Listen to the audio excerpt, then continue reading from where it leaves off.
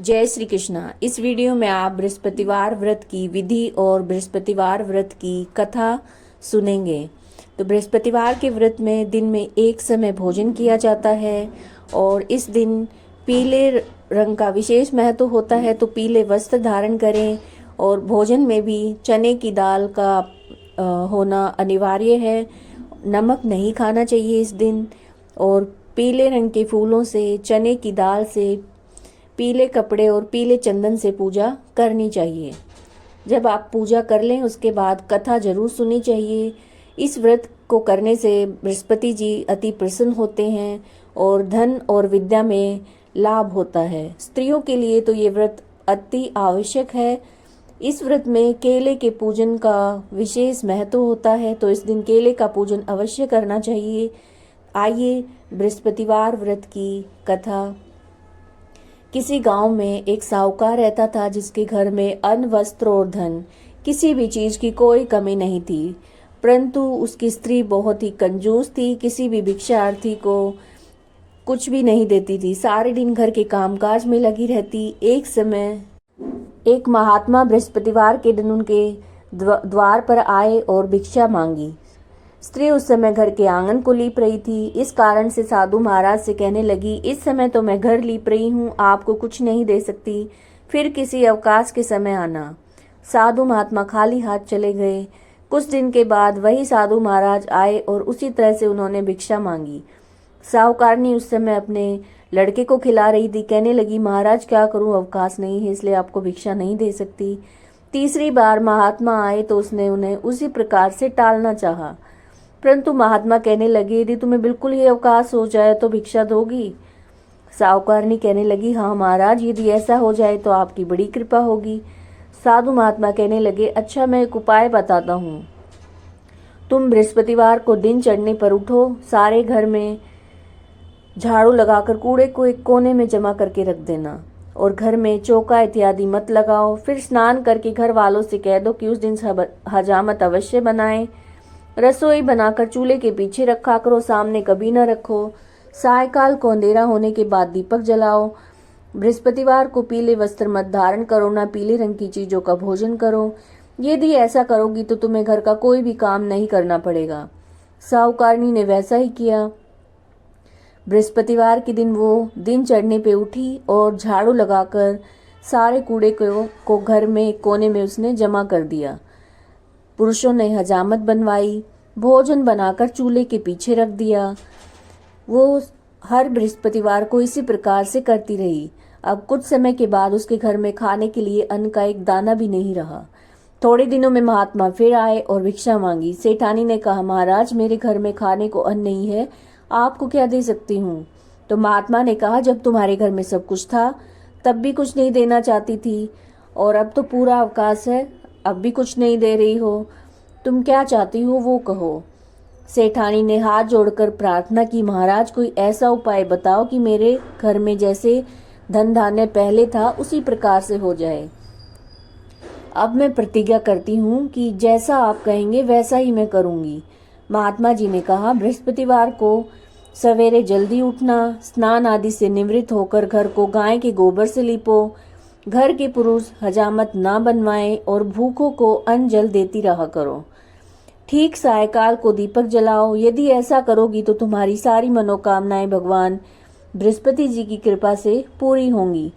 सेठानी ने वैसा ही किया। उसके घर में धन धान्य वैसे ही हो गया जैसा पहले था।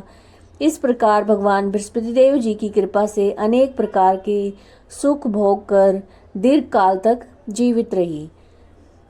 बृहस्पतिवार के व्रत की दूसरी कथा। एक दिन इंद्र बड़े अहंकार से अपने सिंहासन पर बैठे थे। बहुत से देवता, ऋषि, गंधर्व, किन्नर आदि सभा में उपस्थित थे। जिस समय बृहस्पति जी वहां पर आए तो सब उनके सम्मान के लिए खड़े हो गए, मगर इंद्र गर्व के मारे खड़े नहीं हुए। बृहस्पति जी ने इसे अपना अनादर समझा और वो वहां से उठकर चले गए। तब इंद्र को बड़ा दुख हुआ और उन्हें एहसास हुआ कि उनसे बहुत भारी भूल हो गई है। गुरु जी के आशीर्वाद से ही मुझे ये वैभव मिला है और उनके क्रोध से ये सब नष्ट हो जाएगा, इसलिए उनके पास जाकर क्षमा मांगनी चाहिए, जिससे उनका क्रोध शांत हो जाए और मेरा कल्याण हो। ऐसा विचार करके इंद्र उनके स्थान पर गए। जब बृहस्पति जी ने अपने योग बल से ये जान लिया कि इंद्र क्षमा मांगने के लिए यहाँ पर आ रहा है, तो क्रोधवश उससे भेंट करना उचित ना समझकर अंतर्ध्यान हो गए। जब इंद्र ने बृहस्पति जी को घर पर न देखा तो निराश होकर लौट आए। तब दैत्यों के राजा वृषवर्मा को यह समाचार विदित हुआ तो उसने अपने गुरु शुक्राचार्य की आज्ञा से इंद्रपुरी को चारों तरफ से घेर लिया। गुरु की कृपा न होने के कारण देवता हारने लगे और मार खाने लगे। तब उन्होंने ब्रह्मा जी को विनय पूर्वक सारा वृतांत सुनाया और कहा, महाराज दैत्यों से किसी प्रकार बचाइए। ब्रह्मा जी कहने लगे, तुमने बहुत बड़ा अपराध किया है जो गुरुदेव को क्रोधित कर दिया है। अब तुम्हारा कल्याण इसी में हो सकता है कि त्वष्टा ब्राह्मण के पुत्र विश्वरूपा को अपना पुरोहित बनाओ। ये वचन सुनते ही इंद्र त्वष्टा के पास गए, बड़े विनीत भाव से त्वष्टा से कहने लगे, आप हमारे पुरोहित बनिए जिससे हमारा कल्याण हो। तब त्वष्टा ने उत्तर दिया कि पुरोहित बनने से तपोबल घट जाता है, परंतु तुम बहुत विनती करते हो, इसलिए मेरा पुत्र विश्वरूप पुरोहित बनकर तुम्हारी रक्षा करेगा। विश्वरूपा ने पिता की आज्ञा से पुरोहित बनकर ऐसा यत्न किया कि इंद्र वृषवर्मा को युद्ध में जीतकर अपने इंद्रासन पर स्थित हुआ। विश्वरूपा के 3 मुख थे। एक मुख से वो सोमपल्ली लता का रस निकाल कर पीते, दूसरे मुख से मदिरा पीते और तीसरे मुख से अन्न आदि भोजन करते। इंद्र ने कुछ दिनों के उपरांत कहा कि मैं आपकी कृपा से यह करना चाहता हूँ। तब विश्वरूप की आज्ञा अनुसार यज्ञ आरंभ हो गया। एक दैत्य ने विश्वरूपा से कहा कि तुम्हारी माता दैत्य की कन्या थी, इस कारण हमारे कल्याण के निमित्त एक आहुति दैत्यों के नाम पे भी दिया करो तो अति उत्तम होगा। विश्वरूपा उस दैत्य का कहा मानकर आहुति देते समय दैत्य का नाम भी धीरे से लेने लगा। इसी कारण यज्ञ करने से देवताओं का तेज नहीं बढ़ा। इंद्र ने ये सारा वृतांत जानते ही क्रोधित होकर विश्वरूपा के 3 सिर काट डाले। मद्यपान करने से भंवरा, सोमपल्ली पीने से कबूतर और अन्न खाने से के मुख से तीतर बन गया। विश्वरूपा के मरते ही इंद्र का स्वरूप ब्रह्म हत्या के प्रभाव से बदल गया। देवताओं के 1 वर्ष तक पश्चाताप करने पर भी ब्रह्म हत्या का पाप नहीं छूटा तो सभी देवताओं के प्रार्थना करने पर ब्रह्मा जी बृहस्पति जी सहित वहां आए और उस ब्रह्म हत्या के 4 भाग किए। उनमें से 1 भाग पृथ्वी को दिया। इस कारण से कहीं पर धरती ऊंची नीची और बीज बोने लायक नहीं होती। और साथ ही ब्रह्मा जी ने ये वरदान दिया कि जहां भी पृथ्वी में गड्ढा होगा कुछ समय पाकर वो स्वयं भर जाएगा। दूसरा भाग वृक्षों को दिया जिससे उनमें गोंद बनकर बहता है। इस कारण गूगल के अतिरिक्त सब गोंद अशुद्ध समझे जाते हैं। वृक्षों को वरदान दिया कि ऊपर से सूख जाने पर जड़ फिर से फूट जाती है। और तीसरा भाग स्त्रियों को दिया। इसी कारण से स्त्रियां हर महीने रजस्वला होकर पहले दिन चंडालनी, दूसरे दिन ब्रह्मघातनी और तीसरे दिन धोबिन के समान रहकर चौथे दिन शुद्ध होती है। संतान प्राप्ति का उनको वरदान दिया।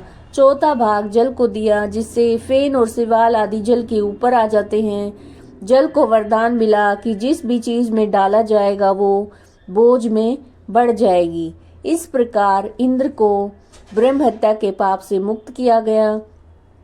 जो मनुष्य इस कथा को पढ़ता और सुनता है उसके सभी पाप बृहस्पति जी महाराज की कृपा से नष्ट हो जाते हैं। तो ये आपने वीरवार व्रत की दोनों कथाएं सुनी। अगर आपको वीडियो पसंद आ रहे हैं तो लाइक कीजिएगा, ज़्यादा से ज़्यादा शेयर कीजिएगा और चैनल को सब्सक्राइब कीजिएगा। जय श्री कृष्णा।